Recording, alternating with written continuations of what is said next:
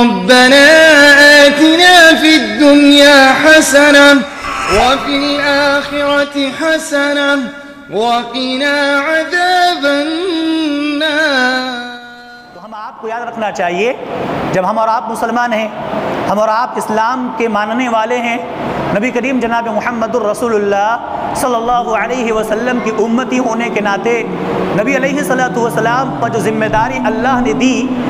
اس ذمہ داری کو نبی علیہ الصلوۃ والسلام نے بخوبی انجام دیا، اور اس کی صداقت صحیح مسلم کی روایت خطبہ حجۃ الوداع کے موقع پہ نبی کائنات صلی اللہ علیہ وسلم نے کھڑے ہو کر خطبہ دیا۔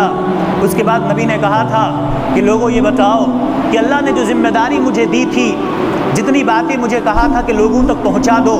کیا میں نے وہ ذمہ داری ادا کر دیا یا نہیں؟ کیا وہ باتیں جو اللہ تعالیٰ نے مجھے کہا تھا کہ لوگوں تک پہنچا دو، میں نے آپ تک پہنچایا یا نہیں؟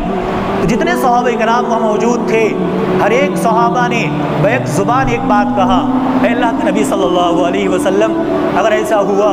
قیامت کے دن میدان حشر میں رب تعالیٰ نے اگر یہ سوال کر لیا تو ہم لوگ یہی جواب دیں گے کہ اللہ کے نبی جناب محمد الرسول اللہ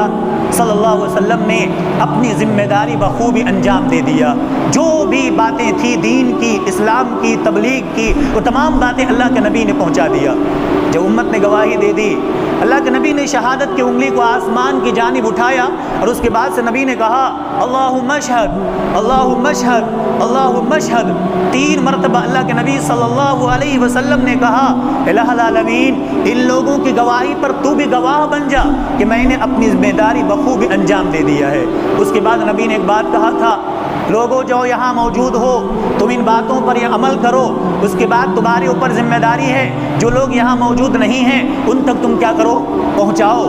تو آج ہمارے لیے بھی اسلام کی اور اللہ تبارک و تعالی نے جو ذمہ داری نبیوں کو دیا تھا، نبی کے نے جو ورثۃ الانبیاء ایک بات کہی، علماء کرام پہنچاتے ہیں، پھر اس کی زبان سے جو باتیں اسلام کی، قرآن کی، حدیث کی، سنت کی، جو بھی باتیں ہمارے کانوں تک پہنچتی ہے ہمارے لیے ضروری ہے۔ حدیث ہے، نبی کریم جناب محمد الرسول اللہ صلی اللہ علیہ وسلم نے بیان فرمایا، نظر اللہ سمع مقالتی، اللہ کے نبی نے کہا کہ اس انسان کو اللہ اس انسان کے چہرے کو تر و تازہ رکھتا ہے یا خوش و خرم رہتا وہ انسان جو کسی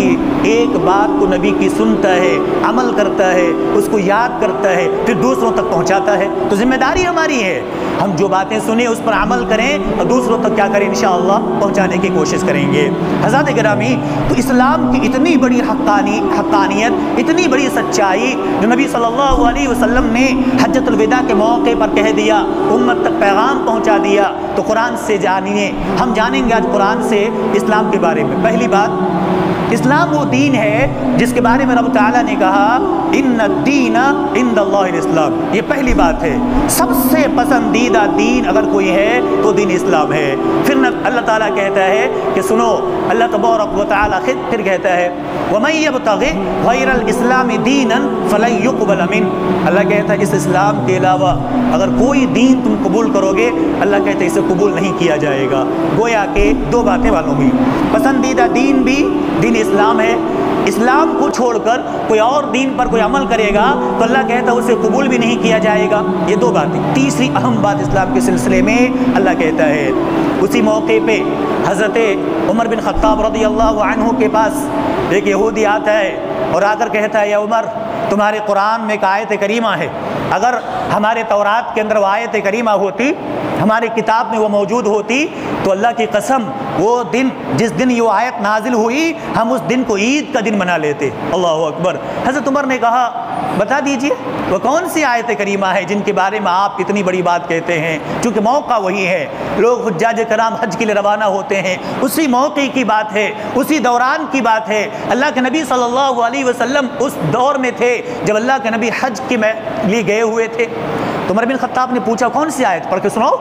تو یہودی پڑھ کر سناتا ہے، کون سی آیت؟ قرآن کریم کے 6 پارے کی آیت کریمہ ہے، وہ پڑھ کر سناتا ہے الیوم اکملت لکم دینکم واتممت علیکم نعمتی ورضیت لکم الاسلام دینا۔ یہ اسلام کی سب سے بڑی خصوصیت یہ ہے کہ پسندیدہ دین بھی اللہ تعالیٰ کا نزدیک اسلام ہے، اور پھر اللہ نے کہا کہ جس اسلام کے علاوہ کوئی دین قبول نہیں کیا جائے گا، جس دین کو قبول کیا جائے گا وہ اسلام ہے، اور پھر اللہ نے کہا مکمل دین اگر کوئی ہے تو وہ دین اسلام ہے۔ اللہ کہتا ہے کہ الیوم اکملت لکم دینکم۔